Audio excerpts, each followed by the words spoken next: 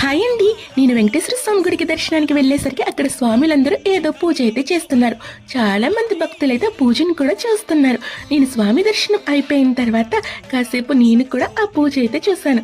అప్పుడు తెలిసింది పక్క వాళ్ళని అడిగితుంటే ఈ పూజ ఏంటమ్మా అంటే ఇది స్వాముల ఇరుముళ్ళు జరుగుతున్నాయి అని అయితే చెప్పారు. నేను ఇప్పటి వరకు కూడా స్వామి ఇరుముళ్ళు ఎలా జరుగుతాయో ఎప్పుడు చూడలేదు. అందుకే నాకు ఆ పూజ ఏంటో అర్థం కాలేదు.